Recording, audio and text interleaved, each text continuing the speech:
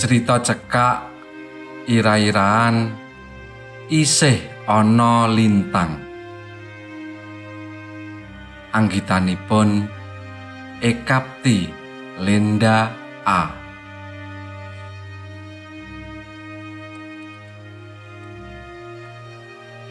Embuh ana pirang menit Gita sedepel ing pojok lompongan iku. Panyawange manter mengulon, migatekake bangunan sing lagi rampung sapratelon.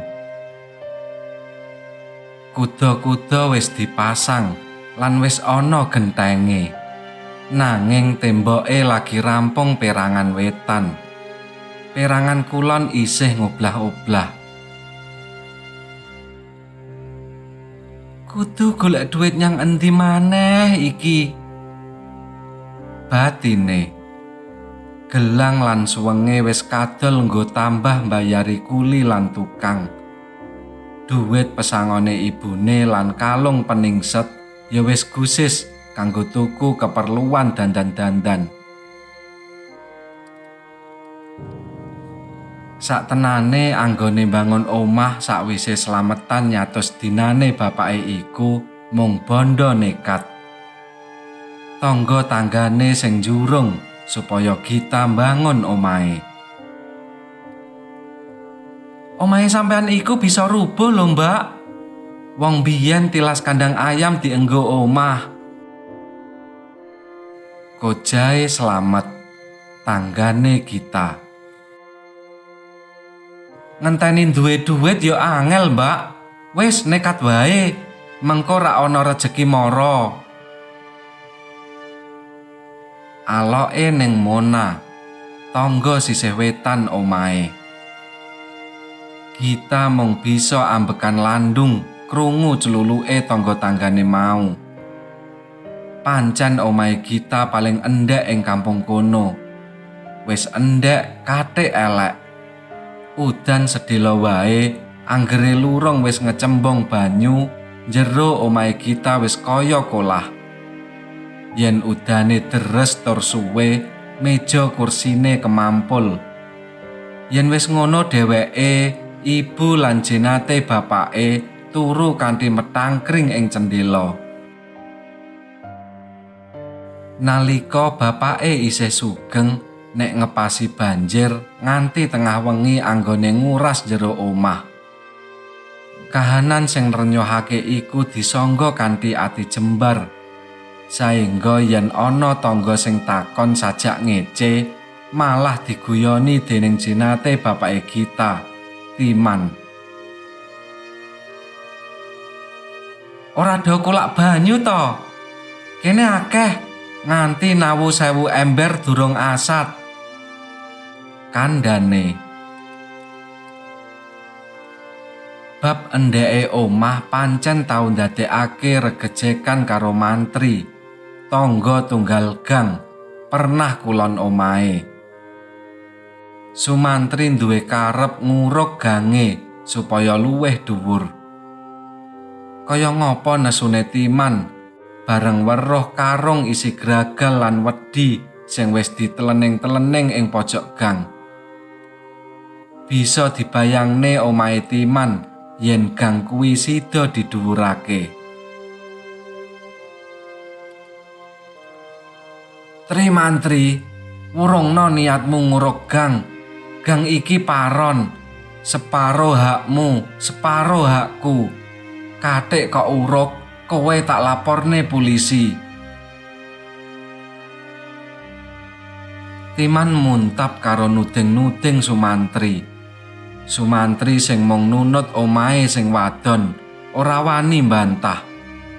Wekasane kekarepan nguruk gang diwurungake. Sejatine ing atine Timan kepengin banget bisa mbangun omahe supaya bakuh lan ora pijer kebanjiran wae. Nanging duit saka ngendi? Dheweke mung pensiunan guru SD sing ora duwe samben apa-apa. Arep utang bank piye carane balekake? Jagane ora ana. Mula entek-entekane Timan trima pasrah marang kahanan. Lan sajeke omahe direnovasi saka panjurunge tangga teparone, gelem ora gelem Gita lan ibune sengkut golek duit. Biyen nalika Timan isih ana, yen omahe trocoh, Gita lan ibune ora melu cawe-cawe bab ragat ndandani. Saiki sakwise Timan tinggal donya, kudu ngatur gajine kuli lan tukang, nyawisake material lan liya-liyane. Bareng sikile krasa keju, Gita banjur mlebu nyang kamar kos-kosane ing jero lompongan kono.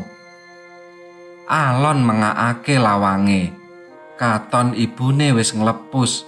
Mesakake ing yuswa sing wis lansia, ibune isih rekoso mikirake pangiyupan. Gita banjur mlebu, nyelehake awake ing kamar sing jembare 2,5 meter ping 2,5 meter iku. Wis luwih saka sak wulan dheweke lan ibune ngekos ing kono. Ya sakjeke omahe dibangun. Isan-isane omah uga dikosake ing omahe Mas Bandi ing Aponcot gang kuwi. "Mas, manggen wingking griya kula kemawon. Wingking griya sampun kula banguni griya malih." Kandhane Pak Lek Kenar welasan taun kepungkur nalika bapake Gita isih urip. Timan ora enggal mangsuli. Pancen adine iku pinter ngobyek. Sakliyane pensiunan TNI, Kenar uga makelar dol tinuku lemah. Ora mokal yen dheweke bisa ngrenovasi omahe ing Jalan Ngagel, Surabaya lan gawe omah maneh. Kejaba kuwi isih bisa nuku sawetara lemah ing Wonosalam, Jombang. "Matur nuwun Nar, kowe wis melu mikirake kahananku. Nanging aku isih kepengin usaha dhewe," sumaure Timan. Sakwise Kenar pamitan, Timan ngundang Gita lan bojone, nyeritakake krenahe adine mau. Ibune Gita seneng wae saupama sida manggon omahe adi ipene iku. Merga nek udan ora dadak nguras banyu maneh. Nanging ora mengkono pamikire Timan. Dikaya ngapa tetep kepenak manggon omahe dhewe senajan rekoso. Merga nek wis kepotangan budi, awake dhewe bakal kalah sakabehe. Upama ana bot repote Pak Like Gita, awake dhewe mesti dirasani yen ora sak biantu. Terus iki sing dadi pikiranku, saupama Gita wis dak tinggal lan kok tinggal Bu, apa besuke ora diundhamana anak-anake Kenar? Ya senajan isih dulur misanan, nanging perkara omah iku bisa njalari dredah. Coba apa ora ngrantes yen anake Kenar alok Gita ora bisa ngiyup nek ora diwenehi omah bapak. Wis to, sing paling enak iku tetep opor bebek, mentas awake dhewe. Nek wis ngono ora ana maneh sakliyane manut karepe Timan. Gita banjur kelingan sawetara dina sakwise bapake seda. Sadurunge omahe diambrukake, sewengi udan deres nganti omahe banjir. Gita sing nalika iku mulih saka golek penggawean krungu ana wong klesak-klesik nalika dheweke tekan lawang sisih omah. Alon Gita buka grendel lawang, njur dheweke mepetake kupinge. Jebul iku suarane Tante Wur lan Bu Titik sing lagi mendayoh. Kekarone iku kancane kerja ibune. "Gitane ngendi?" takone Tante Wur. "Lagi metu golek penggawean," sumaure ibune. Ngene lho Bu, sampeyan perlu nyang paklike Gita. Sampeyan ajak bocah Imrono. Sampeyan perlu nyambat paklike Gita.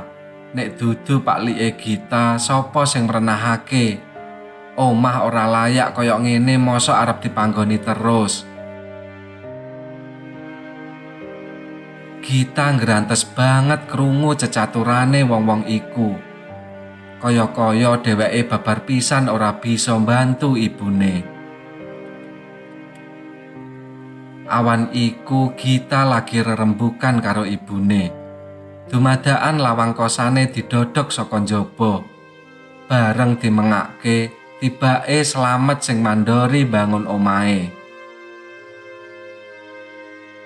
"Piye Mbak Gita, isih terus apa ora?" takone cekak aos. Gita nyawang ibune. Bukeni ibune Gita ambekan landung. "Sajake abot Nak, nek kudu ngrampungake mbangun saiki. Iki wis nyilih dhuwit kono kene. Aja nganti keblasuk luwih jero. Aku ora wani nyilih bang Nak." Slamet meneng, kabeh padha meneng. "Aku ora apa-apa yen ngenggoni sing ana wae. Sing durung rampung iku dialing-alingi triplek rak ya kena. Mengko mbok menawa ana rejeki dibajutake maneh mbangune. Sing baku wis ora kebanjiran." Ucape Bukeni alon. Sakwise rembukan sedhela, Slamet banjur pamitan. Sapatemone karo Slamet ndadekake batine Gita ngendelung. Sawetara dina sakwise bapake seda, Pak Lek Kenar nate takon Gita lan ibune. Piye saumpama manggon desa wae ing Krembung, Sidoarjo. Kono bapake isih duwe warisan omah. Nalika bapake isih sugeng, omah iku dipanggoni adine wadon sing ora omah-omah nganti kapundhut. Saiki omah iku suwung. "Kula wiwit alit kulina wonten kitha, Pak Lek. Menapa kesibukan kula menawi wonten dusun?" sumaure Gita. "Omahe eman nek ora dienggoni. Merga nek suwe suwung bakal dipek desa lho, Git," kandhane Kenar. "Nggih dos pundi malih? Ibu nyambute damel nggih teng kitha."